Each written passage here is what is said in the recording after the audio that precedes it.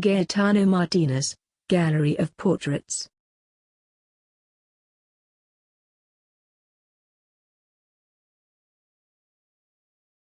The imposing chalk statues, The Pilot and the Axe's Teacher, both from 1934, placed specularly in the short sides of the majestic gallery, open and close a large space devoted to half-busts from the 1910s, 1920s and 1930s. Placed in predominantly chronological order, the portraits express the sensitive and quiet skill of a self-taught sculptor, as Wildzo Martinez preferred to call himself, engaged in his work as a sculptor in a period marked by rapid historical events and the many and varied artistic movements.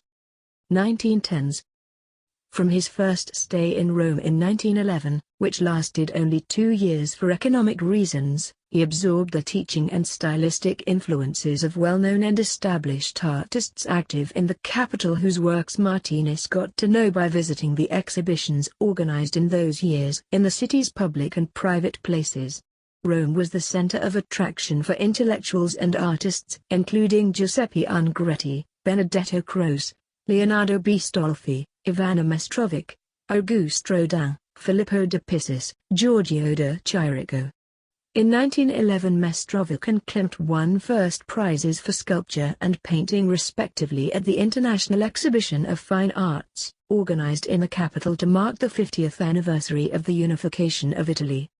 Among the works from the 1910s are representative of the youthful period, of veristic ascendancy, The Portrait of an Old Man, Signor Tondi, from 1915, Boy's Head, Young Peasant, from 1917, and Philosopher, also from 1917. The first two sculptures refer stylistically to the late 19th century genre verism of Vincenzo Gemito and Achille Dorsi.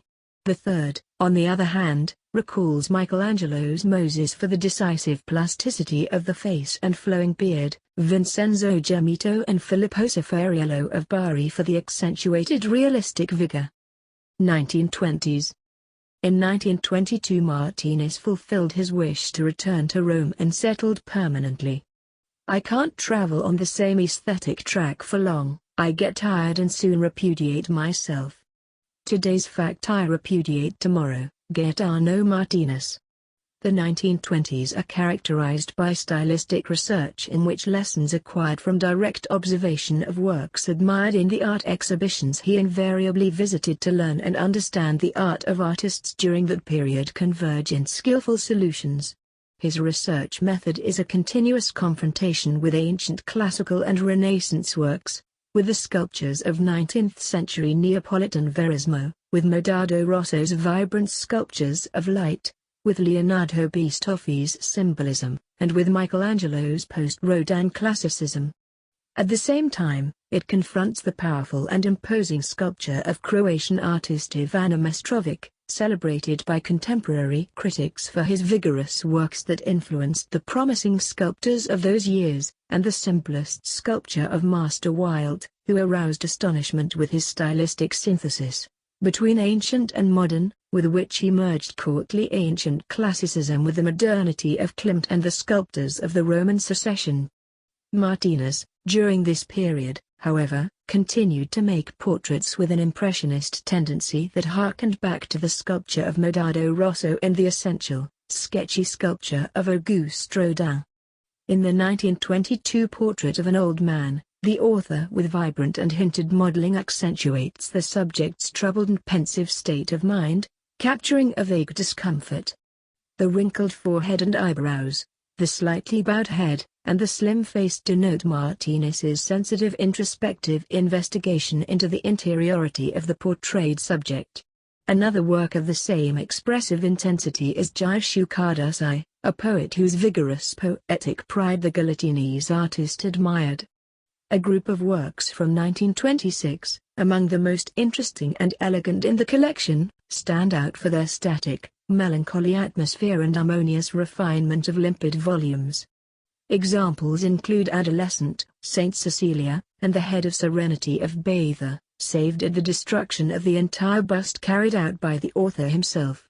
Of the Adolescent there is a reproduction with barely noticeable straight hair, in the Provincial Museum in Lex, while the adolescent, in the Cavoti Museum collection, has the variant of wavy hair in the secessionist style, in harmony with the refined beauty of the face and proud gaze. The sober sculpture of Saint Cecilia, with her head slightly bowed, is distinguished by the harmony of the sinuous curved line that outlines her head, the outline of the face, neck, and shoulder down to the details of her eyebrows, eyes, and chin. A delicate and engaging sculpture comparable to the harmony of music of which Saint Cecilia is the patron. 1930s.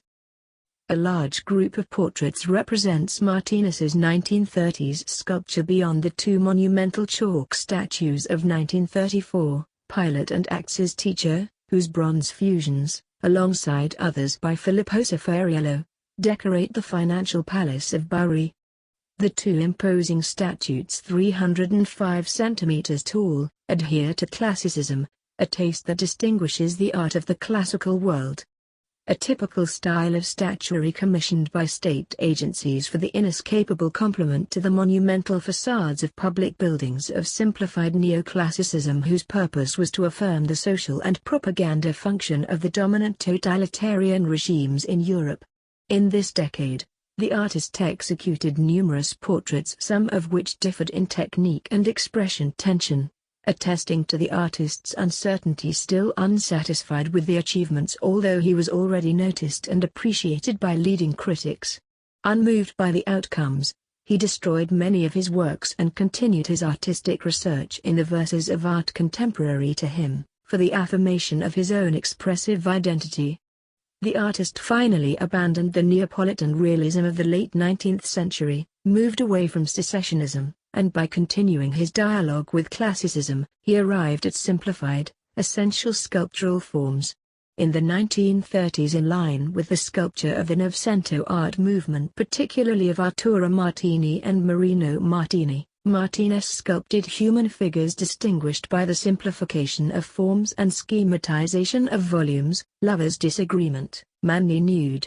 He delved into the theme of slender and skinny nudes and at the same time devoted himself with particular attention to portraits, in which, following the lesson of the great fellow citizen artist Gioacchino Toma, he researched and conveyed, in the somatic features and fixity of the gaze, the interiority of the subjects depicted.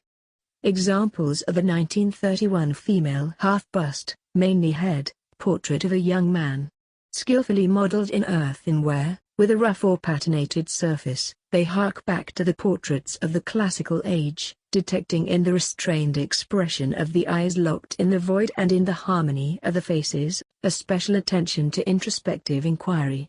In multiple portraits, Martinez transforms the face into a mask, which, as in Greek and Japanese theater, doesn't change in relation to the character's existential situation.